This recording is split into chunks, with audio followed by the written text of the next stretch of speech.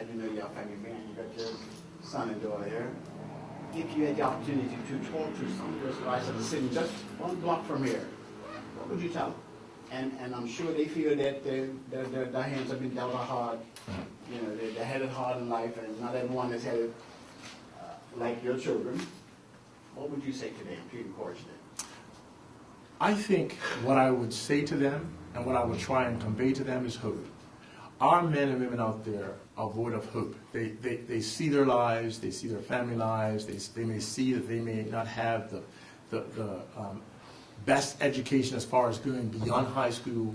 So I would say to them, there is hope in this country if you're willing to apply yourself, if you're willing to be a part of the solution as opposed to being a part of the problem.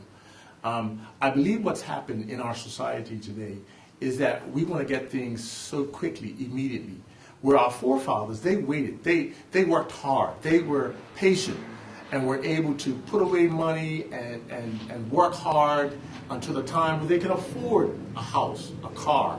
We need to convince our young people and our older people as well that there is a reward in being patient and waiting and working hard, and good things will come. As they say, you stay to the wicked, runs will come. And that's how we need to deal with our young people. We need to give them hope. Mr. Jones. So you said you were young, the people would be impressed with how young are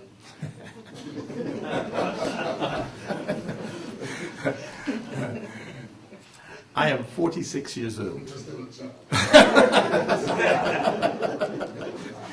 I am the youngest to my mother, Mrs. Mary Lou Jones, who is here, which I'm very happy to see my family. Thank you, family, for being here.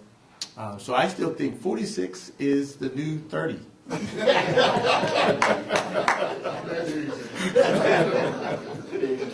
Mr. Jones,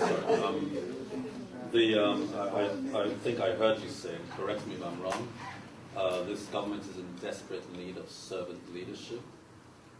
Is that in your remarks? I said the political, that's the political landscape. That's PLP, UBP, OBA, everywhere. I believe there's a need for servant leadership, and this is what I mean. Servant leadership, in my mind, is once called to be and voted in to be a representative of constituencies. That means that your personal ambitions, your comforts, your opinions really take a back seat to the opinions of your electorate, of your constituents. In fact, your constituents' opinions have greater value than yours, believe it or not, because you're there, whether it's in the House of Assembly, whether it's dealing with issues in government, you're there to represent them. Are there any principles that you think you would promote regardless of what your constituents call? So are there any core values that you just would not want violated if it came up in the House of Assembly? Well, I will say this: anything that's illegal, unethical, I will not champion that cause. Having said that, if there are, and this is what I plan to do, if elected into constituency 20, Pembroke Southwest, my intention is to create an interactive communication between myself and my constituents, so that every major issue that's debated in the House of Assembly, I want to know what my constituencies think about it, what their opinions are.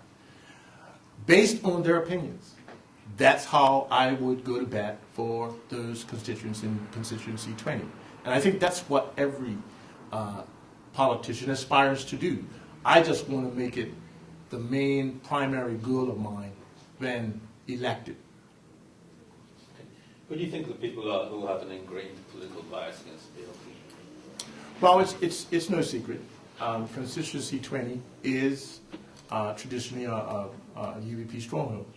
So with that knowledge, I go into every household and realize that I have to do an incredible job of convincing that constituent why they should consider me as a representative for them. It is not an easy task, but I love a challenge. I'm a sportsman, and I go into every competition with the mindset that I'm going to win. I'm in it to win it. So when I say a historical bias, it's just the numbers. It's just the elections that we've had that has leaned the way of the former United Bermuda Party. And what feedback are you getting from them now? Presumably you've gone around a few households. Yes, I have. I'm very pleased to say that the people there in Constituency 20 have opened up their doors. They've been willing to listen. They've tied up their dogs and allowed me to come into their homes. And it's been very interesting. In fact, it's been an education for me, because sometimes we form opinions having never talked to a person eye to eye, sit at their kitchen table. That's why the PLP is very strong on winning this election on the doorstep, and that's where we're going to do it, and that's how we're going to win.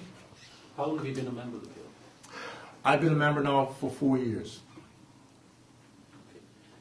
Okay. Finally, are there any gaps in our human rights legislation you would like to see filled? Any gaps? At the moment, I realize that our government ministers are debating on how they are going to progress with human rights. At this moment, I'd like to leave it up to them to see what the plan is, and once we roll out the plans for progress within human rights, my opinions will be known. So, you know, it's evidence. You can read it that way, yes. Okay, thanks. Any additional questions? Or is that it? Okay, thank you very much.